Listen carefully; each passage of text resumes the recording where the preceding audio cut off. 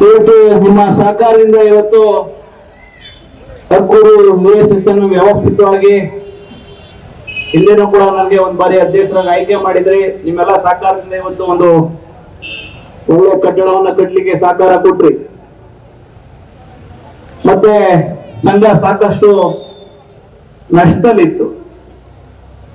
ಇವತ್ತು 5,30,00,000 ಇವತ್ತು ಸಾಲ ಇರುವಂತದ್ದು, ಸಾಲ ಕೊಟ್ಟಿರುವಂತದ್ದು ರೈತರಿಗೆ ಇವತ್ತು 5,30,00,000 ಸಾಲ ಕೊಟ್ಟಿರುವಂತದ್ದು. ಇವತ್ತು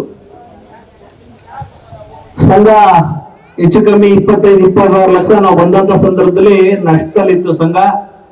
ಈ 5 ವರ್ಷ ಅವಧಿಲಿ ಹೆಚ್ಚು ಕಮ್ಮಿ ಮೊದಲನೇ ವರ್ಷ ಚುನಾವಣೆ ನಡೆದಂತ ಸಂದರ್ಭದಲ್ಲಿ 7 ಲಕ್ಷ ಲಾಸ್ ಇದೆ ಮೊದಲನೇ ವರ್ಷ. ಇನ್ನು 4 ವರ್ಷದಲ್ಲಿ ಹೆಚ್ಚು ಕಮ್ಮಿ ಒಂದು 9 ಲಕ್ಷದವರೆಗೂ 4 ವರ್ಷದಲ್ಲಿ ಲಾಭ ಬಂದಿರುವಂತದ್ದು ನಿಮ್ ಗಮನಕ್ಕಿರ್ಲಿ. ಆ 9 ವರ್ಷ ಲಾಭ ಬಂದ್ರು ಕೂಡ 4 ವರ್ಷದಲ್ಲಿ 9 ಲಕ್ಷ ಲಾಭ ಬಂದ್ರು ಕೂಡ ಇನ್ನ 12.5 ಲಕ್ಷ ಈ ಸಂಘ ಲಾಸ್ ಅಲ್ಲಿ ಇದೆ. ನಮ್ಮ ಸಂಘ ಈ ಸಂಘ ಲಾಭ ಬಂದಾದ್ಮೇಲೆ ಬೋನಸ್ ಕೊಡುವಂಥದ್ದು. ಇವತ್ತವರೆಗೂ ನಮ್ಮ ಸಂಘದಲ್ಲಿ ಬೋನಸ್ ಕೊಡ್ಲಿಕ್ಕೆ ಆಗೇ ಇಲ್ಲ.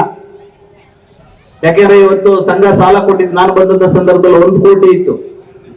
ಆ ಕೊಡೋದು 2%. 2-3 ಜನ ಎಂಪ್ಲಾಯಿ ಇರ್ತಾರೆ, ಇದು ಸಂಘ ನಡೆಸ್ಲಿಕ್ಕೆ ಆಗುತ್ತೆ. ಹಂಗಾಗಿ ಸಂಘ ನಷ್ಟ ಉಂಟಾಯಿತು. ಇವತ್ತು ಹೆಚ್ಚು ಕಮ್ಮಿ 5 ಕೋಟಿ ಕೊಟ್ಟಿರೋದ್ರಿಂದ ಪ್ರತಿ ವರ್ಷನೂ ಕೂಡ 10 ಚಿಲ್ಲರೆ ಬರುವಂತದ್ದು. ರೇಷನ್ ಎಲ್ಲ ಒಂದು ಸ್ವಲ್ಪ ಬರ್ತದೆ. ಇವುಗಳೆಲ್ಲ ಸಹಕಾರದಿಂದ ಇವತ್ತು ಒಳ್ಳೆ ಲಾಭಾಂಶ 3,21,000 ಇವತ್ತು ಈ ವರ್ಷ ಲಾಭ ಬಂದಿರುವಂತದ್ದು ಈ ಸಂಘಕ್ಕೆ. ಮೋಸ್ಟ್ಲಿ ನೆಕ್ಸ್ಟ್ ವರ್ಷ ಈ ಏನ್ ಚುನಾವಣೆ ಆಗಿದೆ ಖರ್ಚು ವೆಚ್ಚ ಮೋಸ್ಟ್ಲಿ ಈ ಇಯರ್ ತೆಗಿತಾರೆ, ನೆಕ್ಸ್ಟ್ ಇಯರ್. ಯಾಕಂದ್ರೆ ಮಾರ್ಚ್ ಆದ್ಮೇಲೆ ಚುನಾವಣೆ ಆಗಿರೋದ್ರಿಂದ ನೆಕ್ಸ್ಟ್ ವರ್ಷ ಲಾಭಾಂಶದಲ್ಲಿ ಕಮ್ಮಿ ಆಗುವಂತದ್ದು. ಹಾಗಾಗಿ ಸಂಘದಲ್ಲೂ ಕೂಡ ಇವತ್ತು CD ಅಕೌಂಟ್ ಅಲ್ಲಿ 18 ಲಕ್ಷ ಅಮೌಂಟ್ ಇದೆ ನಮ್ಮ ಸಂಘದಲ್ಲಿ. 8 ಲಕ್ಷ ಮಾತ್ರ ಅದರಲ್ಲಿ ಸಂಘದ ಅಮೌಂಟ್. ಇನ್ನು 10 ಲಕ್ಷ ಕಟ್ಟಡಕ್ಕೆ ಅಪೆಕ್ಸ್ ಬ್ಯಾಂಕ್ ಇಂದ 10 ಲಕ್ಷ ಹಾಕ್ಸಿದೀವಿ. ಏನಾದ್ರು ಇರ್ಲಿ ಮೇಲ್ಗಡೆ ಮೊದಲನೇ ಫ್ಲೋರ್ ಕಟ್ಟಬೇಕು ಅಂತೇಳಿ, ಸೀಟ್ ಹಾಕ್ಸ್ಬೇಕು ಅಂತೇಳಿ. ಯಾಕಂದ್ರೆ ಜನರಲ್ ಬಾಡಿ ಅದು ಇದು ಮಾಡಕ್ ಅವಕಾಶ ಆಗುತ್ತೆ ಮೇಲ್ಗಡೆ ಮಾಡ್ಲಿಕ್ಕೆ, ಇಲ್ಲ ಊಟದ ವ್ಯವಸ್ಥೆಗೆ ಇನ್ನೊಂದಿದೆ ಅಂತೇಳಿ ಕಟ್ಟಡಕ್ಕೆ ಅಂತೇಳಿ 10 ಲಕ್ಷ ಹಾಕ್ಸಿದೀವಿ. 18 ಲಕ್ಷ ಇವತ್ತು ಅಕೌಂಟ್ ಅಲ್ಲಿ ಇದೆ. BDCC ಬ್ಯಾಂಕ್ ಇಂದ 5 ಲಕ್ಷ ಬರಬೇಕು. ಅದು ಕೂಡ ಏನಾದ್ರು ಬಂದ್ರೆ ಆ ಸಂಘಲೇ ಉಳ್ಕೊಳ್ಳುತ್ತೆ ಕಟ್ಟಡದ ಅಮೌಂಟ್, ಅದನ್ನೇನೇ ಬಳಸಲ್ಲ. ಈ ಕಟ್ಟಡ ಏನ್ ಕಟ್ಟಿದೀವಿ ನಾವು, ನಮ್ ಸಂಘಕ್ಕೂ ಯಾವುದೇ ರೀತಿಯ ಸಂಬಂಧ ಇಲ್ಲ. ಇದು ನಿಮ್ ಗಮನದಲ್ಲಿರ್ಲಿ. ಏನ್ ಅನುದಾನ ಬಂದಿದೆ ನಿರ್ಮಿತಿ ಕೇಂದ್ರದವರು ಈ ಕಟ್ಟಡ ಕಟ್ಟಿರುವಂತದ್ದು, ನೀವೇನಾದ್ರೂ ಲೆಕ್ಕಾಚಾರ ಏನಾರ ವ್ಯತ್ಯಾಸ ಆಗಿದೆ, ಅವ್ಯವಹಾರ ಆಗಿದೆ ಅಂದ್ರೆ ನೀವು ಅವ್ರ ಹತ್ರ ಲೆಕ್ಕ ಕೇಳಿ ಲೆಕ್ಕ ತಗೋಬಹುದು. ಯಾವುದೇ ರೀತಿಯ ಸಮಸ್ಯೆ ಇಲ್ಲ. ಅವ್ರು ಸಂಪೂರ್ಣ ನಿಮ್ಗೆ ದಾಖಲಾತಿ ಕೊಡ್ತಾರೆ. ಎಷ್ಟು ಕಟ್ಟಡಕ್ಕೆ ಎಷ್ಟು ಖರ್ಚಾಗಿದೆ, ಎಲ್ಲಿಂದ ಅನುದಾನ ಬಂದಿದೆ, ಇವತ್ತರೆಗೂ ಎಷ್ಟು ಪೇಮೆಂಟ್ ಮಾಡಿದೀವಿ, ಇನ್ನ ಎಷ್ಟು ಪೇಮೆಂಟ್ ಮಾಡಬೇಕು, ಪ್ರತಿಯೊಂದನ್ನು ಕೂಡ ನಿಮ್ಗೆ ಒದಗಿಸ್ತಾರೆ. ಯಾವುದೇ ರೀತಿಯ ಸಮಸ್ಯೆ ಇಲ್ಲ. ಮುಂದೇನು ಕೂಡ ಈ ಸಂಘಕ್ಕೆ ಏನ್ 15 ಲಕ್ಷ BDCC ಬ್ಯಾಂಕ್ 5 ಮತ್ತೆ ಅಪೆಕ್ಸ್ ಬ್ಯಾಂಕ್ 10 ಲಕ್ಷ 15 ಲಕ್ಷ ನಮ್ಮ ಸಂಘದಲ್ಲಿ ಇರುತ್ತೆ.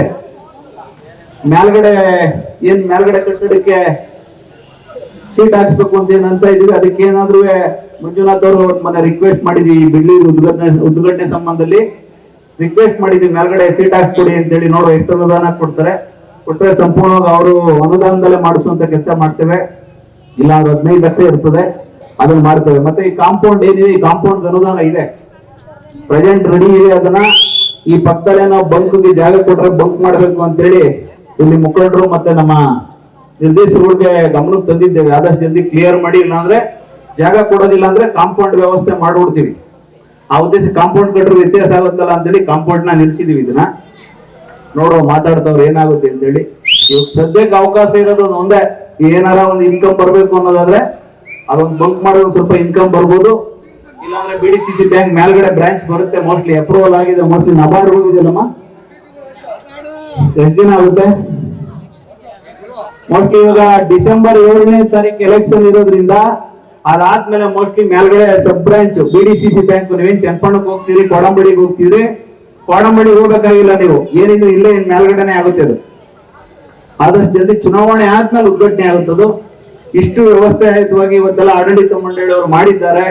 ಅದೆಲ್ಲ ನಿಮ್ಮ ಸಹಕಾರದಿಂದ.